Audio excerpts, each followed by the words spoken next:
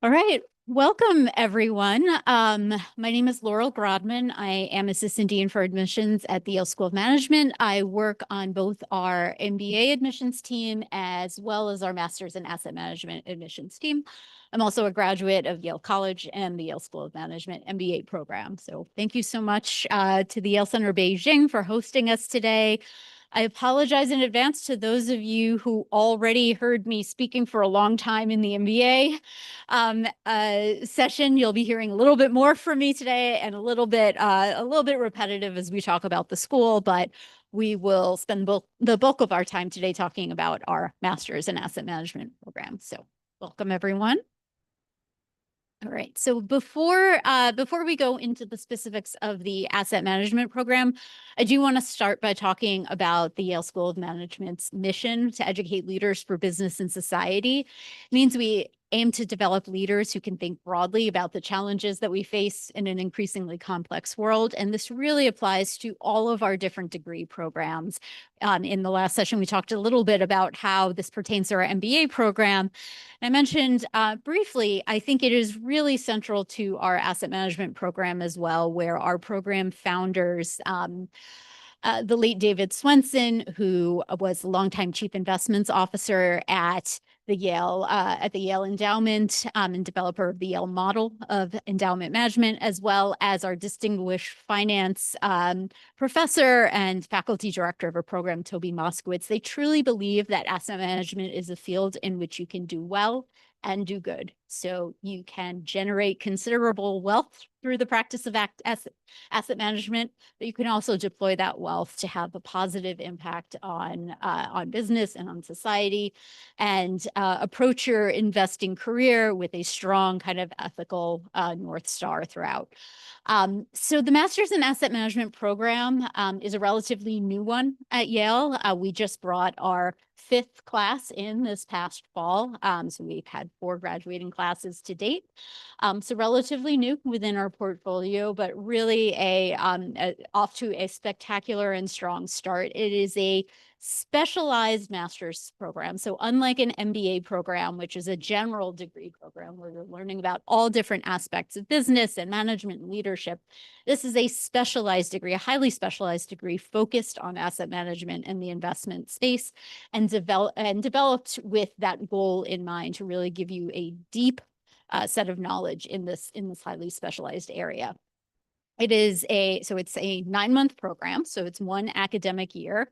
It's highly quantitatively intense. It is combining the best of academic theory and practice. So the idea is it's bringing cutting edge finance theory being developed and investigated by our faculty in the finance department at the Yale School of Management, and combining that with the best of industry practice. And I'll talk a little bit more about how that comes to life in our curriculum. It is a STEM designated program. So what that means is if you decide to work in the US after graduating from the program, you have the potential to extend that time for up to 3 years after graduation if you enter a STEM designated employment role. So that's a great benefit. And then we do offer a joint degree with our MBA program. So you can earn both an MBA and your master's in asset management in a total of 2 years. And we can talk a little bit more about that as well. So a little bit more about the curriculum.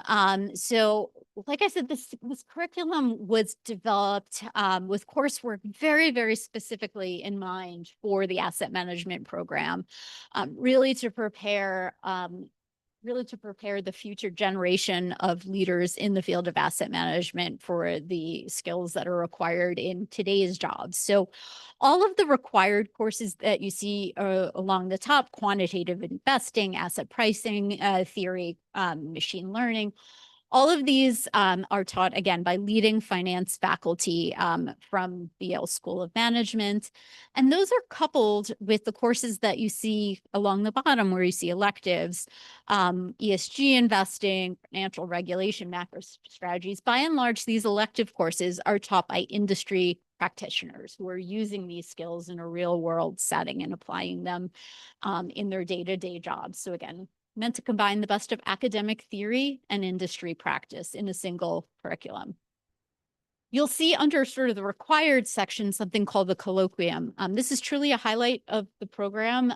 It's an opportunity to hear directly from industry leaders. It could be from hedge funds or endowments or in sort of a governmental type regulatory roles. And these speakers come in to speak exclusively to the asset management cohort. So they're the only students who have access to this really sort of exclusive setting to get to hear directly from industry leaders in this space. And I think this is a real highlight of the experience for many of our students. And then the last kind of required feature of the program that I'll introduce is the practical experience requirement. So even though it's a relatively brief program, we want to make sure that everyone has an opportunity to put some of these skills into practice right away. So all of our students will engage in at least one kind of applied experience during their time at the School of Management. So this can be an internship, this can be assisting a professor with research, it can be taking part in a investment-based case competition. So a variety of different opportunities, again, to put that, that theory into practice right away. All right, so this gives you a sense just of some of the elective coursework that's available throughout the School of Management, in addition to the electives that I shared before that were developed specifically for the program. You have access to a broad set of electives at the Yale School of Management to take during kind of the elective components of your year in the program. In addition to that, you have the opportunity to explore coursework throughout the entire university. So this can be coursework that's highly relevant to the field of asset management, maybe in the computer science or statistics department, which would be applied to your degree. Or if you have an interest in taking a course in music or a course in a language, you're welcome to do that as well during your time at Yale. It wouldn't count towards your curricular requirements, but many of our students try, to take as much advantage of Yale during the time that they're there, and will take coursework even outside of their asset management curriculum. Okay. And in terms of where this program can take you, so as I mentioned, only 4 classes have graduated. So I think we have fewer than 200 graduates from the asset management program so far, but this already gives you a sense of some of the institutions in which they have landed to date. And I think, the key here is you're actually not supposed to be able to read this chart. Is intentionally tiny, but what it's really demonstrating is all of those slices of the pie represent different kind of segments of finance that our students have gone into, or kind of finance adjacent fields. So there's no one universal path within asset management to take coming out of this program. We have students who go into the quantitative side of investing and others who go into the fundamental side. We have organizations represented on both the buy side and the sell side. We have people taking domestic careers and global careers. I'd say to date, about 2/3 of our students have chosen to work in the US after graduating from the program, and the balance have either gone back to their home country for employment or to a third destination for their post-degree employment. So we support all of these different career paths coming out of the program. So is this program right for me? We call this an early career program, and that doesn't necessarily mean that you're coming directly out of college. What we think about it as more as early to your asset management career. So if you've already had deep experience at a hedge fund, this program may not be for you. But if you are looking to go into the asset management space and have started pursuing another path to date, this program might be for you. Looking at sort of the professional experience aspect of the slide gives you a sense of the current class and their professional profile. So you'll see 60% of our students are coming directly from undergrad, or it could be from a 1-year or 2-year master's program, directly have undergrad, but essentially have no work experience or coming immediately after their educational experience. The bulk of the remainder are in fact earlier in their careers, having anywhere from 1 month to 2 years of work experience, and then the balance have more than that. So it gives you a sense. It is, the cohorts do tend to be earlier within their career, but I think that often has more to do with who applies to the program than a particular preference on the part of the admissions team. So you can come into the program with work or without work, but the key is early in your asset management career. In terms of academic backgrounds, we have people coming from all different fields. You'll see many of them are more sort of quantitatively or business oriented. So economics and finance, mathematics, statistics majors, computer science majors. It's not necessarily the case. We have people coming from the humanities and social sciences as well. I think what's really important, though, is that it is a quantitatively intense program, and you will greatly benefit from some level of quantitative preparation coming into the program. So you'll see the list of courses here are kind of recommended coursework coming into the program from an admissions perspective. We will look for this coursework, even though it's not a requirement. It's a benefit to have had exposure to some or all of it. So multivariable calculus, linear matrix algebra, micro stats, and computer programming languages. So again, not required for admission, but are definitely beneficial to have in terms of coming into the program. If you haven't had this exposure, or you haven't had the full kind of list of courses here, we do have what we call a summer self-study program. So it's an opportunity to get up to speed on this coursework in the summer prior to orientation in the asset management program. Okay, so in terms of how to apply, we are essentially looking to assess three things from all of the application materials that we collect from you. We're looking to understand your academic readiness, your general kind of academic performance in your undergraduate, or if you have a graduate degree, as well as your testing, with, not surprisingly, a particular eye towards your quantitative preparedness in those areas that I shared with you, and then just more generally, your quantitative readiness.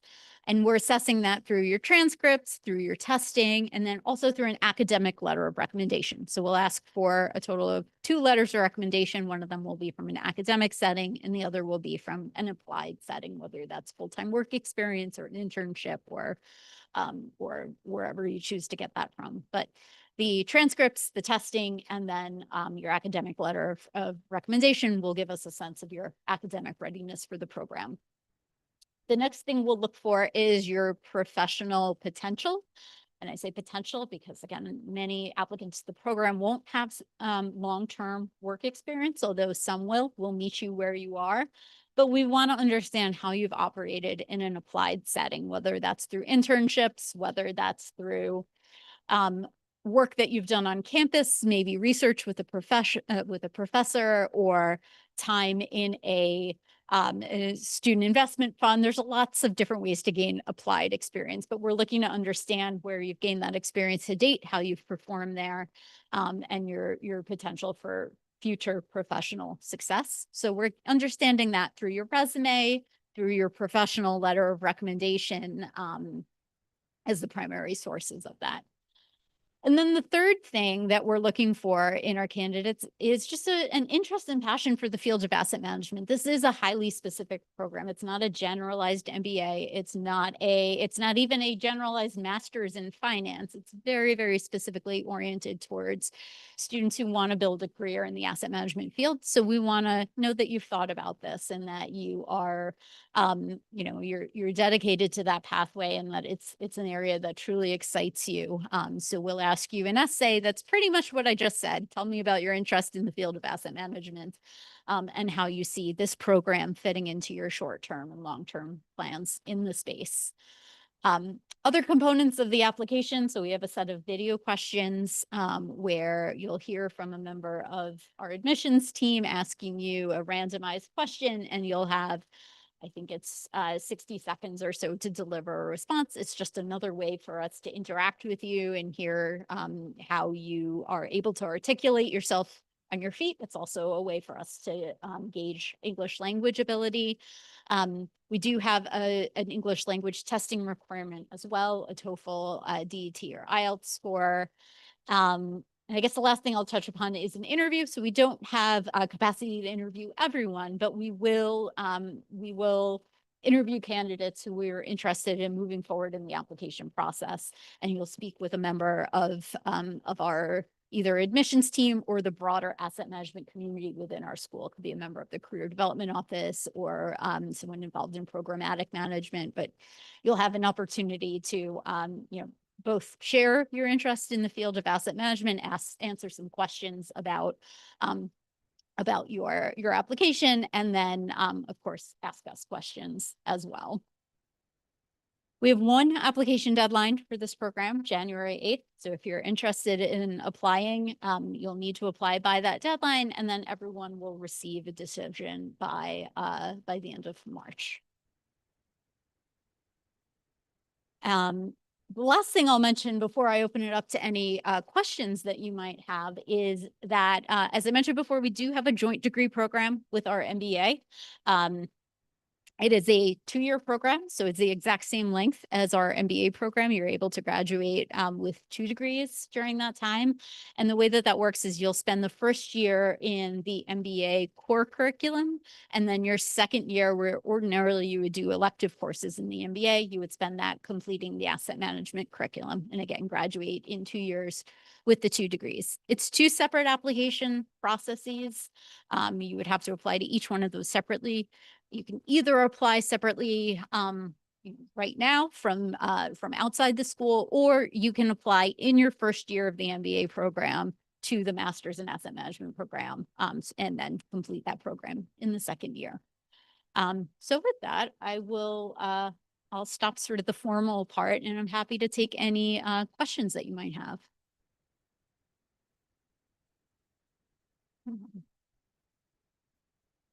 Yes. Well, this is just like an SOM classroom, by the way. This is exactly how our classrooms are set up at the School of Management. Oh, sure. Perfect. So my question is for the interview. How many rounds are going to be? I'm sorry, about the interview? Yeah, like how many rounds of interview will there be? Just one. It's one 30-minute interview. Yep. And it's conducted while Zoom or on campus? It's over Zoom. Yeah. Thank you. Other questions? I realize actually I must have missed one of our slides in here. So I didn't put up a slide that we have with our class profile. I should mention 75% of our class is international. So that's part of the reason why we don't do on-campus interviews. Majority of people are coming from different geographies. In that 75% of our most recent incoming class, I think 23 different countries were represented. So it's a very, very international cohort. Other questions? And you get to press the button, which is always fun. Yeah. Yeah, I want to. Is this supposed to go up more? No, it's just like that. Okay. Yeah, it magically will just pick up your voice. That's great. Yeah. So I want to ask about like the sort of finance industry, asset management in the US. Do people typically come from more like an undergrad background and then do like investment banking and then they go to sort of asset management hedge funds that way, or like how many people have actually done like a master in asset management before the in the industry? So maybe you know about stuff. Well, not many to date because we've only graduated the 4 classes so far. So this is a relatively new concept. So, you know, there are other pathways into the field, and I think you mentioned one. Sometimes, you know, there'll be a pathway sort of from undergraduate into an investment banking role and then pivoting into private equity or hedge fund from there. That's one pathway, and it's a fairly limited pathway that's accessible to a small subset of students from a small subset of schools. And you basically have to know that you want to do this your freshman year in college, and there's not much opportunity thereafter. So I think this is seen as an alternative pathway. It's also into different sorts of roles. I don't know necessarily that going that pathway provides you with the ideal background to do quant research.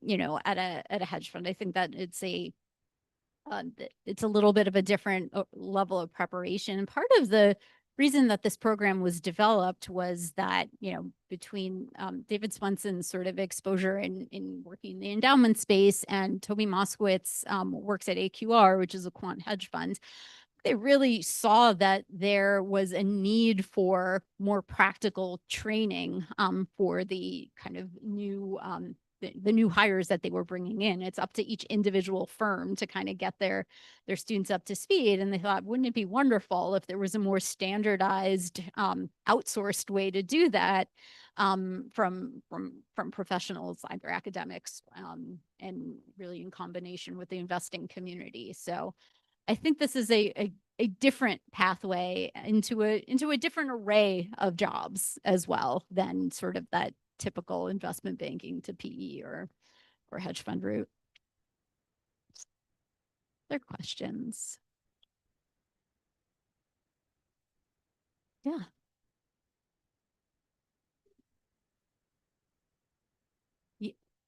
Yeah, this is a great question. If I had had my slide, we would have gone through all this. So the most recent incoming class is 66 students.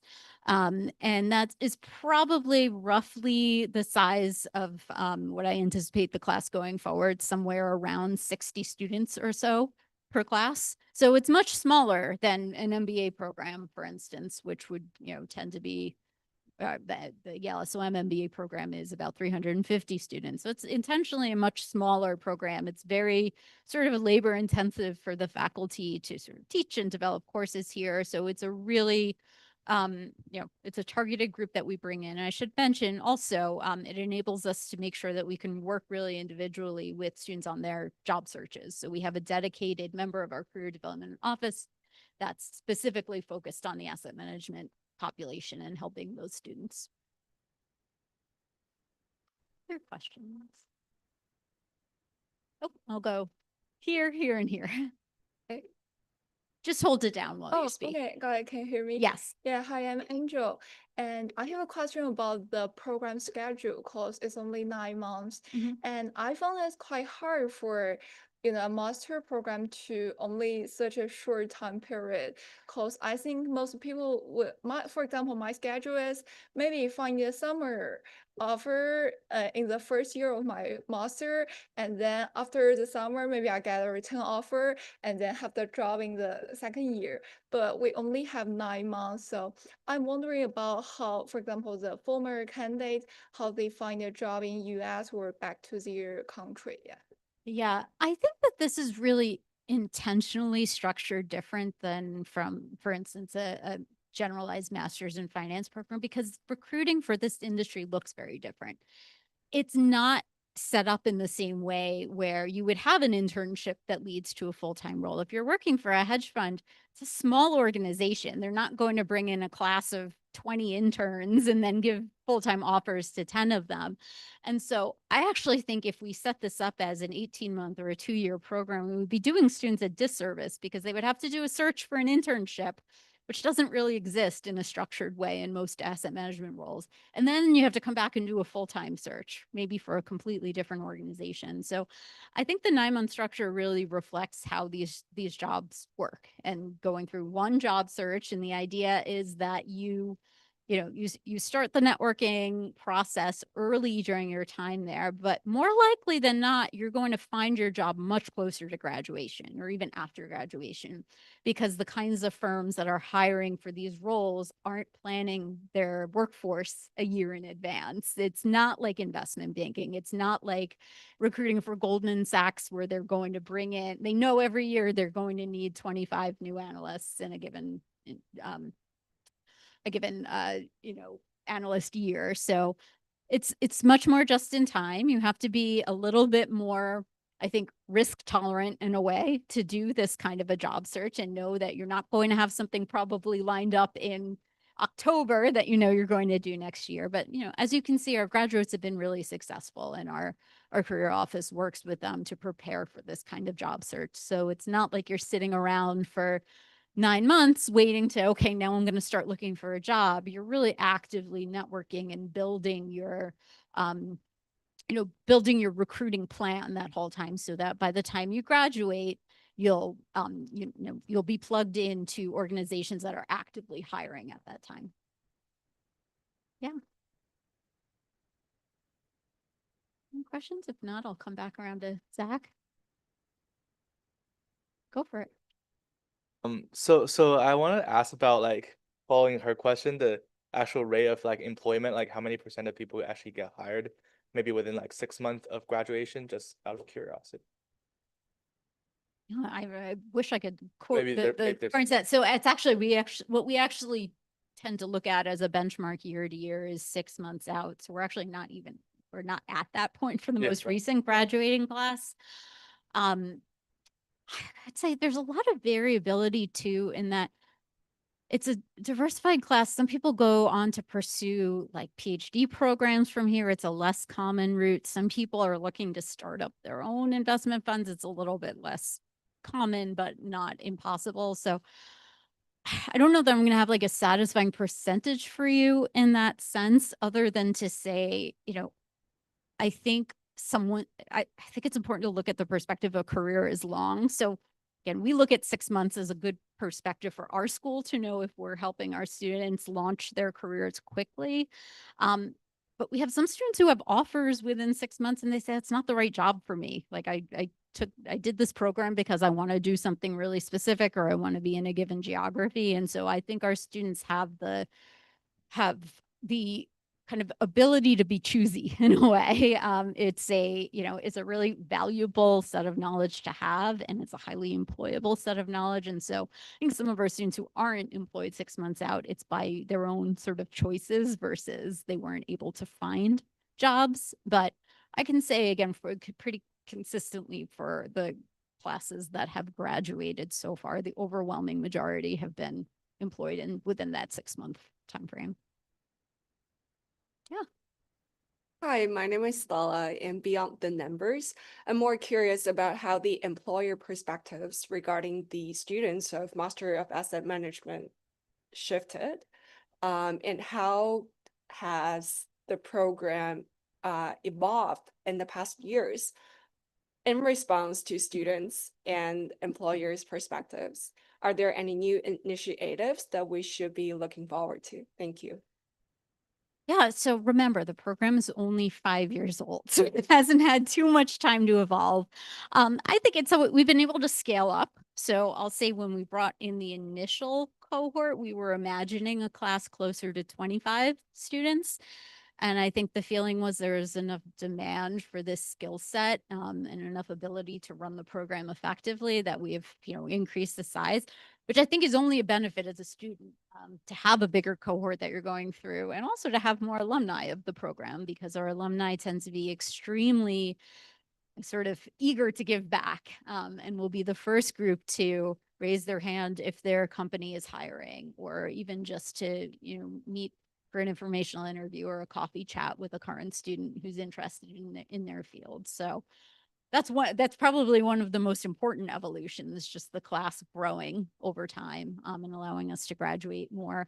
And I think I think over time, the curriculum will continue to evolve as well. 5 years isn't a whole lot of time to say the industry has changed completely, but AI is certainly on everyone's mind in any industry that you can think of. And asset management is certainly no exception. And we have one of our professors pretty much thinks that there will be no more fundamental investing in a handful of years, and it will all be quant. And he teaches our machine learning class. And so I think in those sorts of ways, having faculty who are on the kind of cutting edge of research in these areas is really important, because even what AI education as applied to the space looked like 5 years ago is completely different from today. So I think that those are some of the ways that it's evolving. Questions? Yes. Can you tell us more about the career resources Yale provided for asset management? I heard there AM colloquium, and there's a office called CDO, right? Mhm. So what is that like? Yeah, so the CDO is our career development office, and it's the office that broadly serves sort of as the point for career support for all of our degree programs. But within that office, we have, as I mentioned, a dedicated staff member who is both developing relationships with employers in the asset management space, as well as working individually with students. And so doing kind of both of those roles. And the career development office serves broad functions in preparing you for a job search. So no matter what field you're looking to search for a job in, there are certain key skills that are fundamental to that. Putting together a strong resume, figuring out sort of your company outreach strategy, figuring out how to network effectively, interviewing, all of these things that, you know, no matter what area you're looking to go into, it's important to have those skills. And so the office has a curriculum that every student will go through to be extremely well prepared to do all of those things. And then on an individual level, like, and because our students go into so many different areas, it's not about kind of bringing a company to campus and then having 20 people sign up for it. First of all, you're probably not going to have 20 students interested in the same thing. And like I said, that's not how hiring works for these companies. So it's much more individually tailored around discussing what are the sorts of opportunities you're looking for within this field and helping you flat out the most effective way to pursue those roles. And some of that might be through the relationships that the Career Development Office has built. Some of it might be through our really powerful alumni network, because keep in mind, when you're joining the school, you're not just joining the asset management program and the alumni of that program, but also the School of Management, which has been around for 50 years now and has people, you know, in incredibly senior roles within all sorts of organizations. But you're also joining the Yale University network, which I think there are like 100,000 living Yale University alums. So all that's a lot to navigate. So I think one of the functions of the Career Development Office is to help you navigate that process, and figure out the best way to you know, find your way to the types of roles that you're looking for. In addition to, it shouldn't make it seem as though no work happens on campus itself. We do have opportunities to bring employers to campus, whether it's to, you know, speak informally or with formal opportunities. But again, because our class is so varied in interest and so geographically sort of diverse in where they're looking to be, that I would think of on-campus recruiting as just one aspect of what they do. The other thing I should mention, and which I think plays into your career search as well, is the Investment Management Club. So as an asset management student, you have access to all of our student clubs. I think there's about 50 of them that are open to the whole school.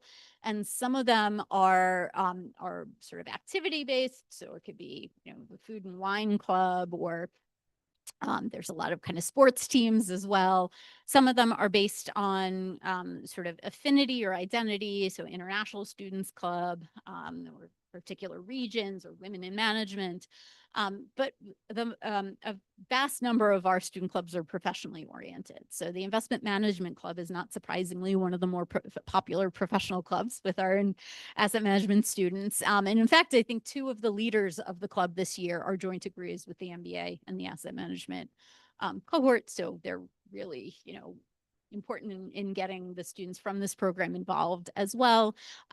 And the clubs provide a lot of resource for career preparation as well, because especially with MBAs who are in their second year, many of them have gone through at least one search for a job, their internship already, and they provide a lot of support and mentorship to the, you know, the incoming club members.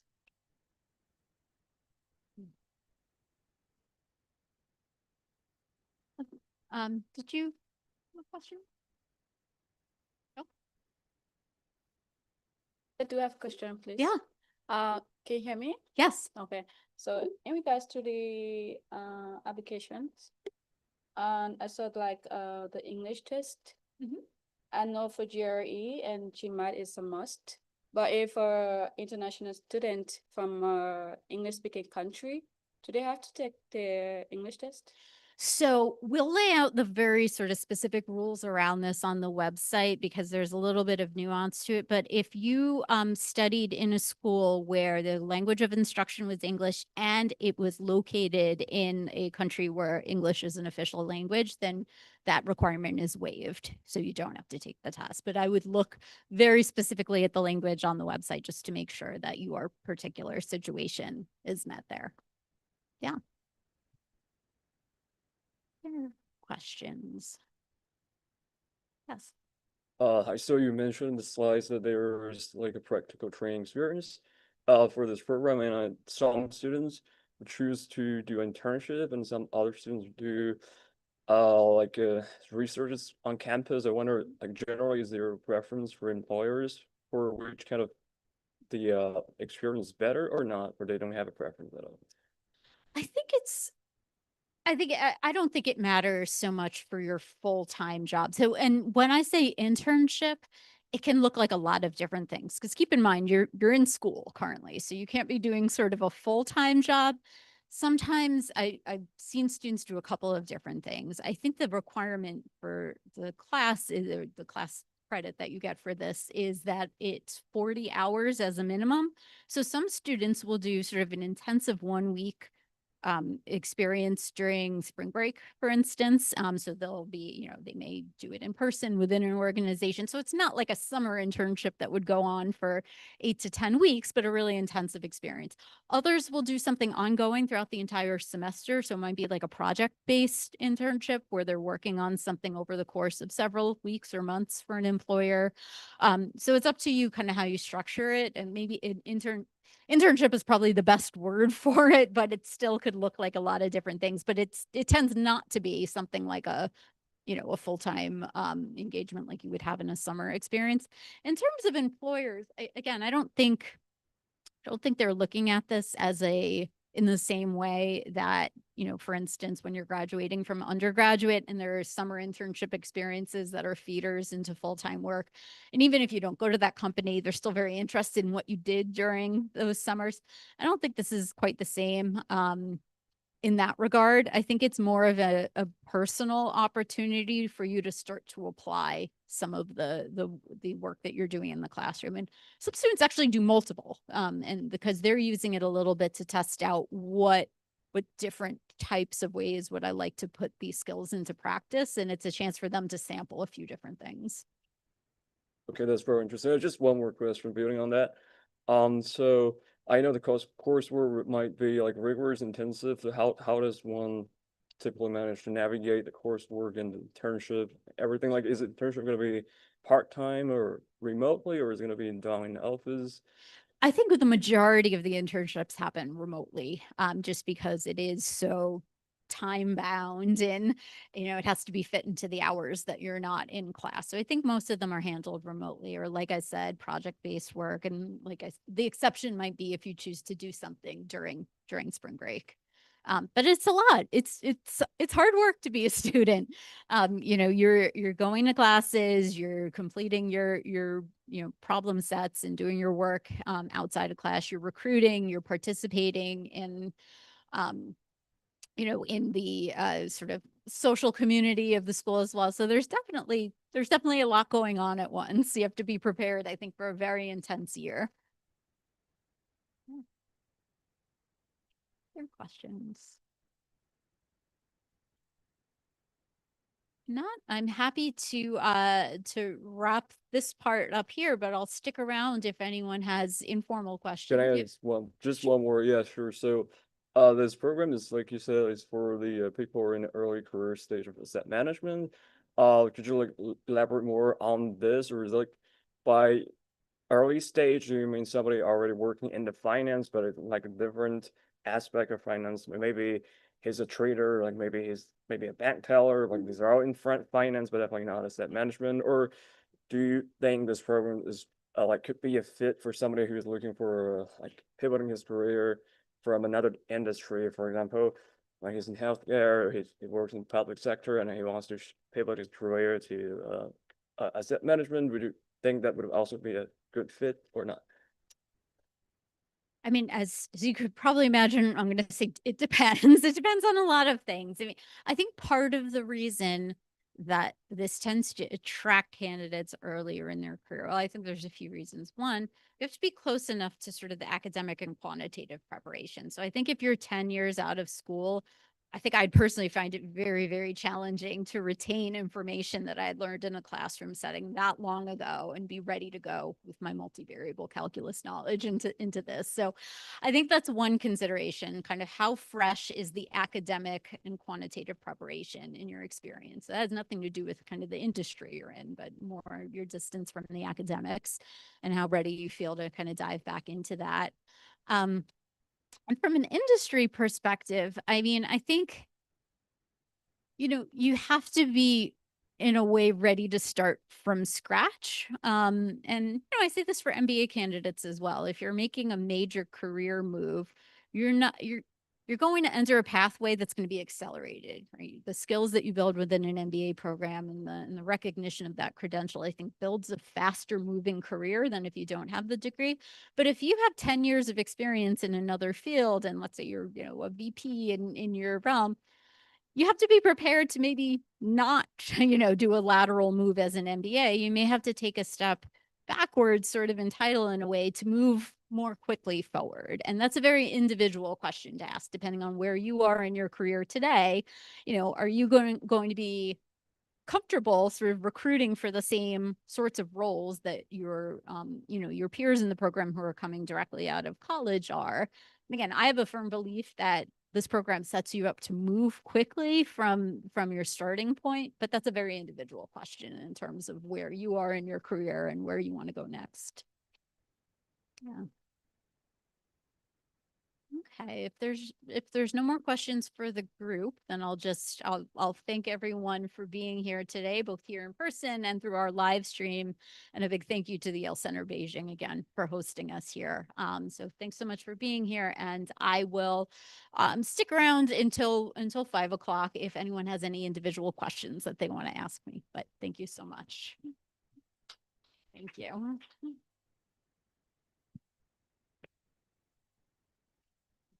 To do anything.